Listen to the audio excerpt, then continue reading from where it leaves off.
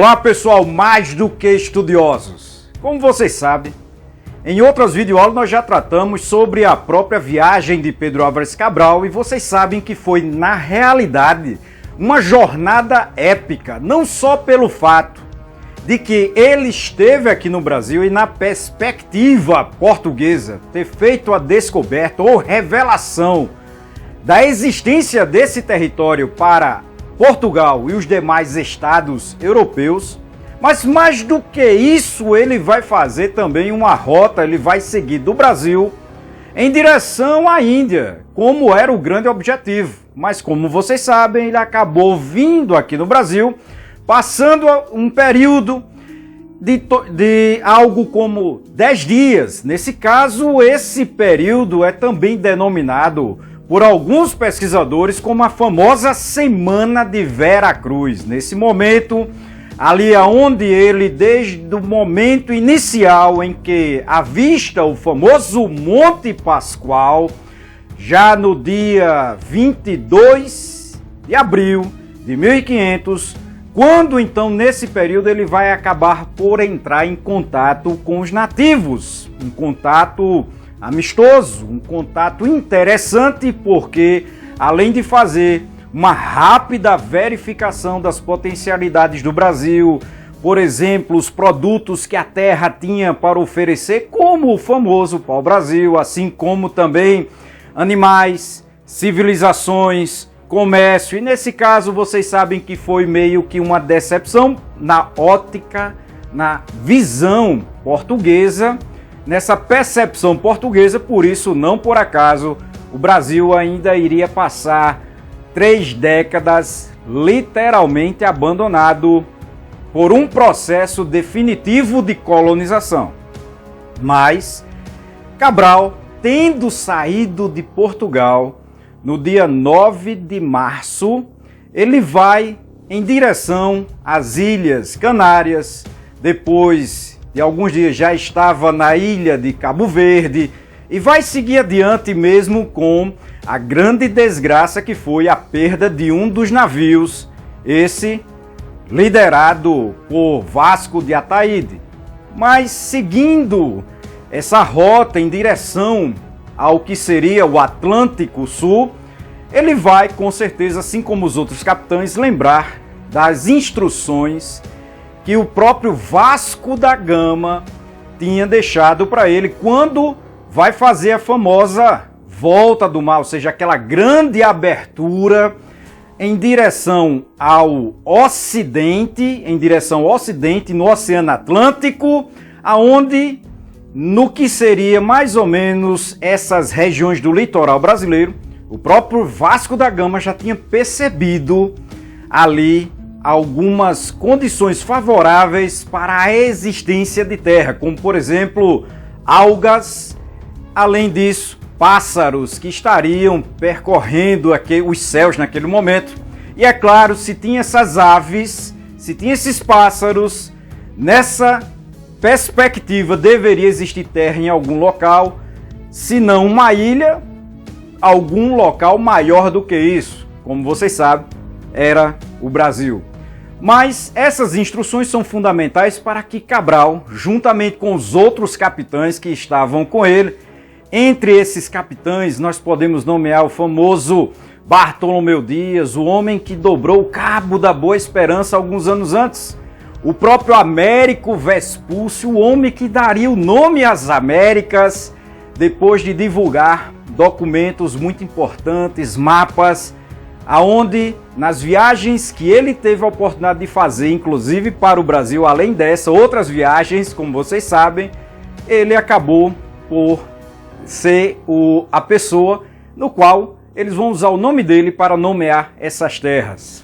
Mas outros grandes personagens, como também Gaspar de Lemos, eram capitães, entre outros capitães que estavam nessa esquadra, na poderosa esquadra de Pedro Álvares Cabral, a esquadra cabralina, que tinha como ponto principal o objetivo de ir lá na Índia e negociar os produtos tão especiais para os próprios portugueses. Mas já no dia 21 de abril de 1500 é quando Cabral observa Ali, os mesmos sinais já visualizados por Vasco da Gama na sua rota. Os sinais como, por exemplo, as aves que estavam sobrevoando, o que demonstrava que deveria existir terra em algum local, nessas regiões do Atlântico Sul, nessa área que ele estaria navegando, e também a existência de algas que demonstravam que deveria estar próximo a algum litoral. E assim ele vai seguindo, então não foi tão por acaso. Os portugueses já vinham realmente verificando, olhando, analisando há muito tempo essas regiões, sempre procurando encontrar algo que valesse a pena explorar e retirar riquezas. E aí sim, seguindo essas instruções, fazendo a famosa abertura da Volta do Mar, Cabral vai, no dia 22 de abril, avistar o agora tão famoso Monte Pascoal. Acabou por lançar âncoras a cerca de 24, 25 quilômetros da praia, a uma profundidade de mais ou menos 34, 35 metros. Já no dia 23, era observado pelos próprios portugueses, quando se aproximaram da praia, habitantes na região. Eram índios do grupo Tupiniquim. No mesmo dia, no dia 23, Cabral mandou Nicolau Coelho, capitão que havia inclusive viajado na frota de Vasco da Gama até a Índia e agora estava de retorno nessa mesma viagem de Cabral, para que ele desembarcasse e estabelecesse os primeiros contatos com os nativos. O grande capitão Nicolau Coelho, que foi enviado por Pedro Álvares Cabral para entrar em contato com os nativos que já estavam observando esses navios em alto mar, acabou por ter um contato amistoso com esses nativos, com esses moradores da região. Esse contato, além da troca de presentes, sendo, como já foi falado, um contato amistoso, marca o primeiro momento em que esses nativos, e assim como os portugueses, teriam o primeiro momento, ali o primeiro contato com esses portugueses, que para os nativos, com toda certeza, eram seres bem estranhos, bem diferentes daqueles habituais, ou seja, daqueles que tinham costume na própria região. E com certeza chamava a atenção, principalmente também os navios, que eram totalmente desconhecidos por esses próprios moradores, essa tecnologia. Afinal de contas, os nativos que moravam aqui não detinham conhecimento, por exemplo, de metais, nem mesmo da escrita, né? Ou seja, não fabricavam metais, não tinham essas tecnologias. A maior parte desses grupos que habitavam a região, do que hoje é o Brasil, eram nômades ou seminômades, praticando ainda uma agricultura rudimentar,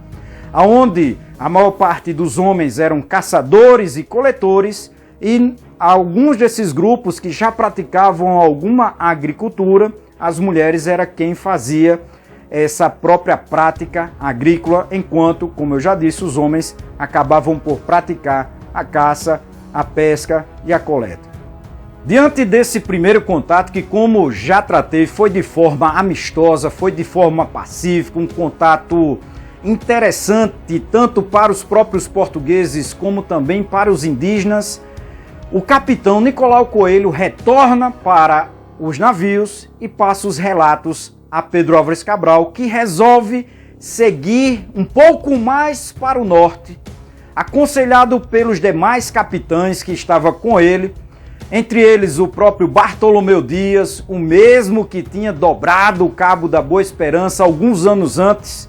Nesse caso, aconselhado por esses capitães, com certeza muito mais experientes do que Cabral, ele vai navegar em direção ao norte, aonde vai ancorar os navios na famosa e importante cidade de Porto Seguro. Claro que naquele momento não existia cidade nenhuma, o que foi, em certo sentido, para os próprios portugueses, algo que os entristeceu no sentido em que não foi encontrado grandes civilizações, comércio, rotas comerciais ou produtos, além do próprio pau-brasil, que pudesse ser negociado e valesse a pena para o comércio português, o que vai fazer com que pelas próximas 3 décadas essa terra não fosse colonizada, mas sim apenas entrassem em contato esporádicos através da extração do pau-brasil e da criação das famosas feitorias no local ao longo da costa brasileira. Mas voltando a Porto Seguro, nesse local, já no dia 24, onde ele vai se estabelecer, como eu já disse, na cidade, no que hoje é a cidade de Porto Seguro, tendo então achado um local aonde os navios ficariam melhor guardados, ou seja, um porto seguro, como foi dado o nome do próprio local, o lugar sendo um porto natural, o próprio capitão Afonso Lopes, piloto do navio principal, trouxe, depois de desembarcar e entrar em contato com alguns nativos, trouxe 2 nativos a bordo. Nesse caso, eles vão acabar fazendo contato de uma forma mais longa, né, com os portugueses, que tinham muita curiosidade sobre os próprios habitantes, sobre a língua, sobre a vestimenta ou a própria falta de vestimenta. De qualquer forma, eles vão ficar longamente no navio, mas depois vão ser devolvidos, eles não vão ser levados. Depois, nos outros dias, como no dia 26 de abril, que já era o domingo de Páscoa, lembrando que foi justamente por isso o próprio nome do Monte Pascoal, pois era a semana de Páscoa, conforme cada vez mais foi aparecendo nativos curiosos sobre a própria frota, sobre esses seres estranhos com tecnologias muito diferentes daqueles que eles tinham como habitual, Cabral ordenou aos seus homens a construção de um altar na terra. Era o dia, como eu já disse, 26 de abril, onde foi feita a primeira missa católica no Brasil.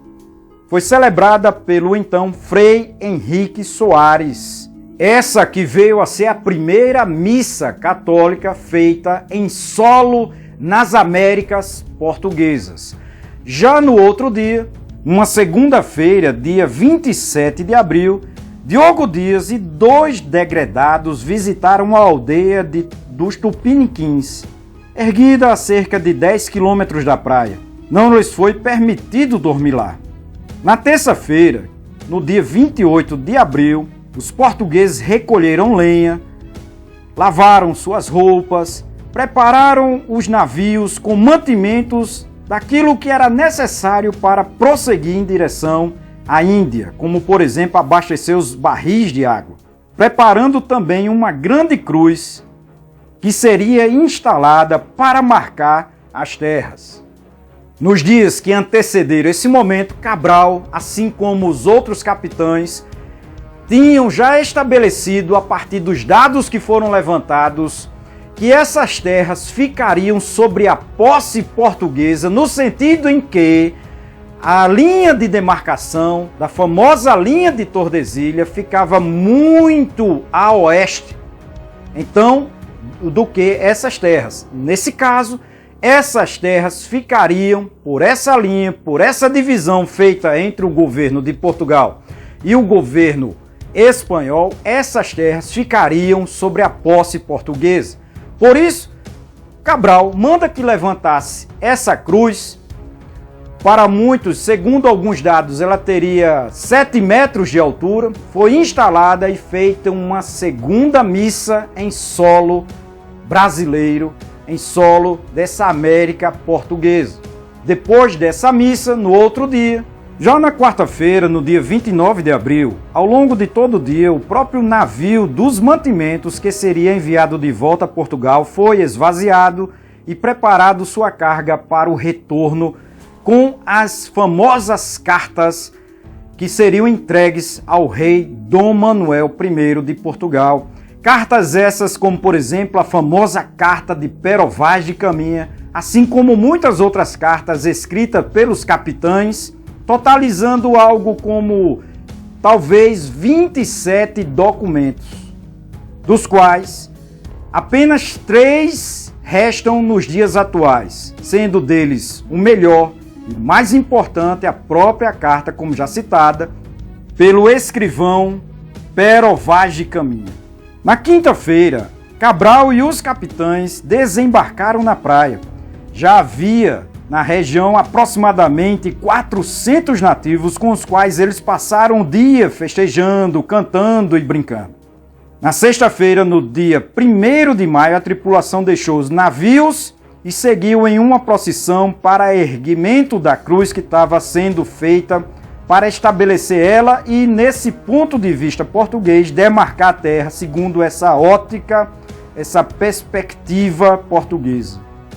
Já no dia 2 de maio, enquanto Gaspar de Lemos, que estava comandando o navio de mantimentos, retornaria então com essas cartas, com esses valiosíssimos documentos e com as notícias para o rei Dom Manuel I do achamento, da descoberta dessas terras e que sim, elas ficavam a leste da linha de Tordesilhas, portanto, sendo nessa perspectiva portuguesa de propriedade dos tais, a esquadra de Cabral, então nesse dia 2, estaria então retornando, iria sair de Porto Seguro em direção às Índias, ou seja, em direção ao grande objetivo da esquadra, que era realmente as Índias, e nesse caso, formar uma feitoria, criar uma feitoria lá de comércio com as Índias e trazer para Portugal os famosos e tão sonhados e tão preciosos produtos como o cravo, o gengibre, a noz moscada, assim como muitos outros produtos que poderiam ser negociados e valiam muito dinheiro na Europa, ou seja, para Portugal. O lucro seria tremendo se essa viagem tivesse o seu retorno, e teve, como vocês sabem, mesmo sobre grandes dificuldades, mas sim, Cabral vai acabar chegando lá na Índia, mas isso vai ficar para uma outra videoaula, esse prosseguimento dessa rota. Como vocês viram, nesse primeiro momento, esse contato ainda com os nativos foi um contato pacífico, não teve grandes problemas entre nativos e portugueses, mas as notícias que vão chegar em Portugal pelo Gaspar de Lemos, que como já tratei, estava de retorno a Portugal, levando essas cartas, esses documentos, traria notícias fabulosas para o governo de Portugal, que faria com que ele levantasse mais expedições em direção ao Brasil. Entre elas, as mais importantes que depois, em outras videoaulas, nós vamos tratar com todos vocês, são aquelas expedições exploratórias. Inclusive, o próprio Gaspar de Lemos iria voltar ao Brasil, verificando essas potencialidades, se o Brasil teria muito mais do que os nativos, e nesse caso no sentido de ter civilizações, comércio, rotas comerciais, produtos que valesse a pena ser explorado, o que, como vocês sabem, na perspectiva portuguesa vai acabar sendo uma grande decepção, porque não vai ser encontrado nada além que valesse muito mais do que o próprio pau-brasil. Mas isso é outra videoaula que fica para vocês. Não me prolongando muito mais, ficamos então acordados para que vocês acabem por se inscrever no canal. É muito importante que vocês façam isso, assim como também é importante que todos vocês dêem o seu like e enviem essa videoaula para outras pessoas. Usem meios aí para enviar, como por exemplo o WhatsApp. Mandem aí essa videoaula para outras pessoas, ter essa oportunidade de ver um pouco mais sobre essa descoberta e aquilo que foi os 10 dias que Cabral ficou no Brasil, percorrendo esse litoral, entrando em contato com esses nativos, o que realmente iria mudar profundamente o destino de Portugal, mas não só de Portugal, do Brasil, dos nativos, nesse momento excepcional onde muitas coisas iriam ser transformadas nesse cenário mundial. Não me prolongando mais, até a próxima, pessoal!